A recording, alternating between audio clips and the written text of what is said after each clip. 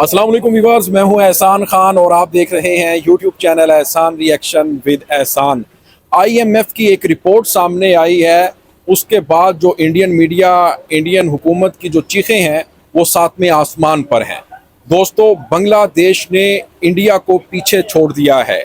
IMF report के मुताबिक जो पर कैपिटा जीडीपी है बांग्लादेश और हिंदुस्तान का, उसके मुताबिक बांग्लादेश आगे है। बांग्लादेश $2911 के साथ आगे है और हिंदुस्तान $2813 के साथ पीछे है।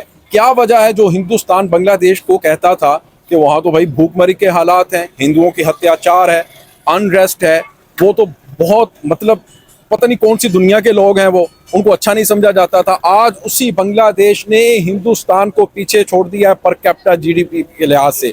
इसी के ऊपर बात करने के लिए हमारे साथ पाकिस्तानी कुछ दोस्त मौजूद हैं, उनसे जानेंगे। अस्सलाम वालेकुम जी।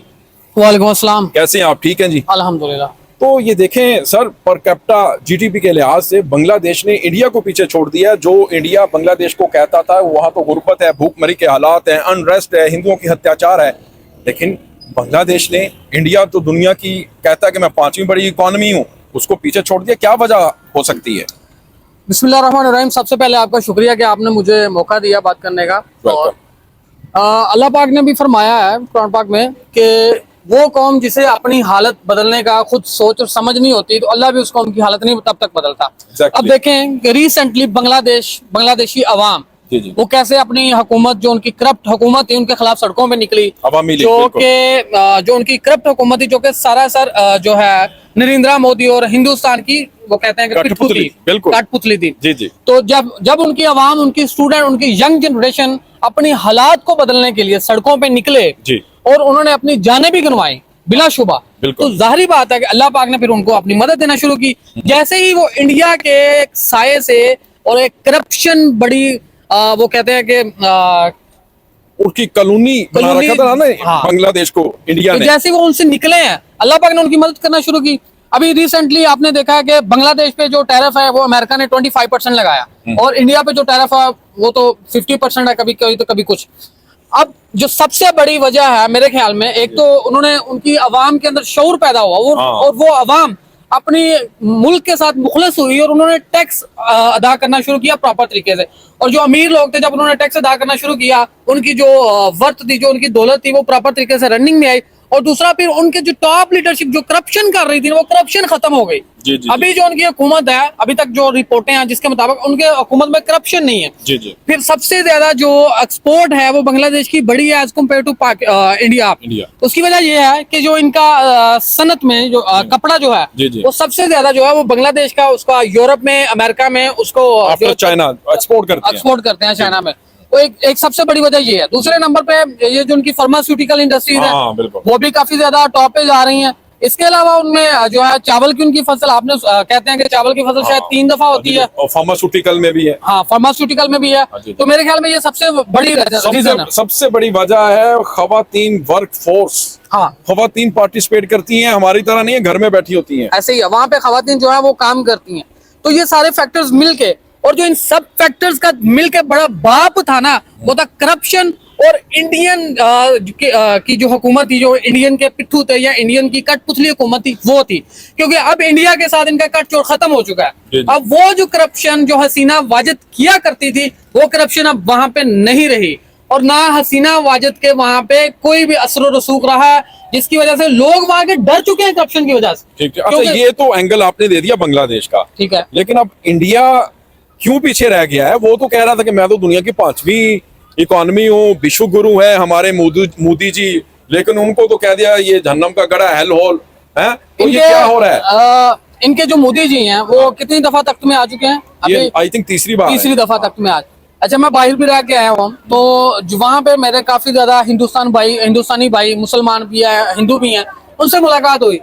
यकीन करें वो इतने को खिलाफ है इस बंदे के, और वो बोलते हैं कि ये वोटों के तहत आया ही नहीं। अच्छा, जो बंदा वोटों के तहत नहीं आया, तो वो बंदा किस तरह आपको ईमानदार रह सकता है और अपने मुल्क को अच्छाई की तरफ लेके जा सकता है?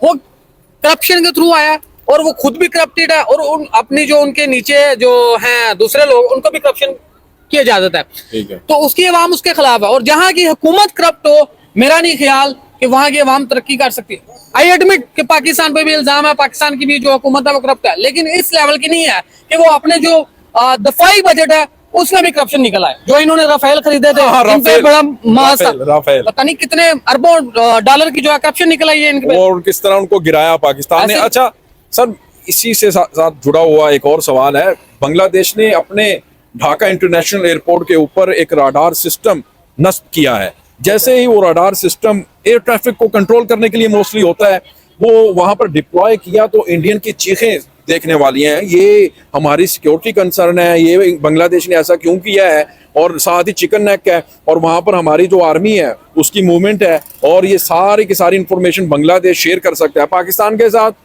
उसके साथ चाइना के साथ। तो भाई ये रडार सिस्टम क्यों लगा लिया है? तो सर ये तकलीफ की वजह क्या है? उनको क्या तकलीफ है इंटरनल मैटर्स के अंदर घुसने की? अभी आप एक चीज मैं आपकी बात बता देता हूँ कि जब से ये नई हुकूमत आई है ना, जी जी तो जारी बात है, मैंने आपको मेंशन किया कि मैं बाहर रहता हूँ। जी जी तो वहां पे पहले जो ना बांग्लादेशी अवाम पाकिस्तान के साथ नफरत करती थी, उसकी वजह ये थी कि इनकी पॉलिटिक्स। अब यकीन करें बांग्लादेशी अवाम हमसे मोहब्बत करती है, प्यार करती है, लव ठीक, करती है। ठीक। अब बात करती है रडार सिस्टम की, वो जो उनके शक्को शुबहात है ना, वो शायद किसी हद तक सही भी हो सकते हैं, ठीक। क्योंकि अभी जो बांग्लादेश है वो पाकिस्तान के पैनल में ऑलरेडी आ चुका है, और बांग्लादेश के साथ साथ एक और कंट्री भी आने वाला है, बल्कि एक नहीं, इंडिया के जितने भी उसके सराउंडिंग में कंट्री बैठे हैं वो निकल रहे हैं, सारे निकल। मैं आपको बताता चलता हूँ कि बहुत जल्द जो है, बल्कि नेपाल जो है वो भी पाकिस्तान के करीब होता जा रहा है। और ये चाइना, पाकिस्तान और बांग्लादेश, नेपाल, ये एक अलग ब्लॉक, अलग- ये आइसोलेट हो गया है साउथ एशिया में, बल्कि वर्ल्ड में ही हो गया है वो इंडिया। कहते हैं कि जिसे अल्लाह इज्जत दे उसे उन्हें कौन पूछे। हाँ, वतुइज्जु मन तशा वतुजिल्लु मन तशा।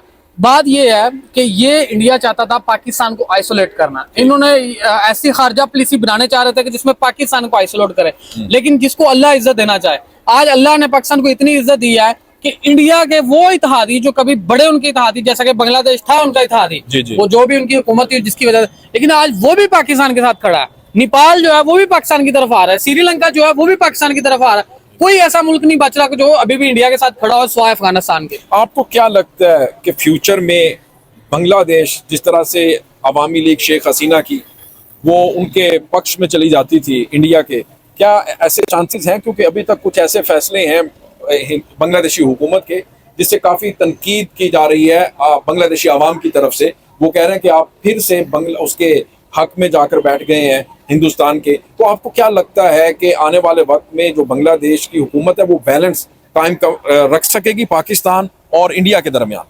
देखें, ये काफी ज्यादा उनके लिए टफ चीज होगी, क्योंकि वो उनकी जो सरहदें हैं वो टोटली वो इंडिया के साथ मिलती हैं और उनके लिए काफी चैलेंजिंग है। लेकिन बात करने का मकसद ये है, अगर हिस्ट्री को उठाया जाए, या 1-2 साल पहले वहां पे जो हुआ वो उनकी यूथ ने किया, और जो हुकूमत चेंज हुई वो उसकी भी वजह यूथ थी, और जो भी करप्शन थी। अगर सारी बात है वो सारी चीजें वापस आ जाएंगी तो ऑब्वियसली जिन्होंने एक दफा कर दिखाया वो दूसरी दफा भी करने से पहले डरेंगे नहीं जी। तो मेरा नहीं ख्याल कि ये उनके लिए, उनकी हुकूमत के लिए आसान होगा, क्योंकि हुकूमत बनाने के लिए भी उनको यूथ का सपोर्ट चाहिए। अगर वो यूथ की बात को सामने नहीं रखेंगे, फिर वो इंडिया की तरफ झुकाव करेंगे, और इंडिया वो जहाँ पे हसीना वाजिद सबसे पहले गई थी, और शायद अभी भी वहां पे, मुझे कंफर्म नहीं है, उधर ही हाँ, तो उधर असाइलम ले रखा है हाँ, उन्होंने। तो और जी कीजिएगा, बात कीजिए। तो वहां पे वो गई थी, तो कैसे उनकी यूथ एक्सेप्ट करेगी कि ऐसा मुल्क जहाँ की उनकी साबका वजीर आजमा जो कि भगोड़ी हैं वहां जाके बैठी हुई हैं, जो कि करप्शन की वजह से, तो वो कैसे एक्सेप्ट कर सकते हैं कि वही मुल्क दोबारा उनका उसी मुल्क की तरफ चला जाए? ईरान की हेल्प की है बांग्लादेश ने 10 मिलियन टका की, इसको आप किस तरह से देखते हैं? देखिए, ये एक बहुत ही मुस्बत इकदाम है, और ईरान ये तासर देना चाह रहा है खित्ते में कि मैं भी इस ब्लॉक से अपने आप को हटा के जो ट्रेड है या जो सारे जो रिलेशंस हैं वो ईरान, पाकिस्तान और चाइना, इनके साथ बांग्लादेश के साथ बनाना चाह रहा है। तो मेरे ख्याल में ये एक तासर वो देना चाह रहा है इस हेल्प के तहत बांग्लादेश, और ये एक पॉजिटिव काम है। क्या जिस तरह से बांग्लादेश ने मदद की है, देखें उन्होंने साबित किया कि ह्यूमैनिटी फर्स्ट, तो इस तरह पाकिस्तान दीगर ममालिक को भी बढ़ चढ़ कर हिस्सा नहीं लेना चाहिए? क्या लेना चाहिए, क्योंकि इस वक्त जो ईरान के हालात हों, और हमें एज आ मुस्लिम ममालिक उनकी जरूर सपोर्ट करनी चाहिए। और मेरे ख्याल में पाकिस्तान जिस तरह की सपोर्ट कर सकता है, शायद फाइनेंशियली नहीं भी कर सकता होगा, तो लेकिन जैसी वो सपोर्ट कर रहा है और जैसी वो कर रहा है इस वक्त, पूरी दुनिया उसको एक्सेप्ट कर रही है, और मेरा नहीं ख्याल पाकिस्तान के अलावा कोई कर सकता था।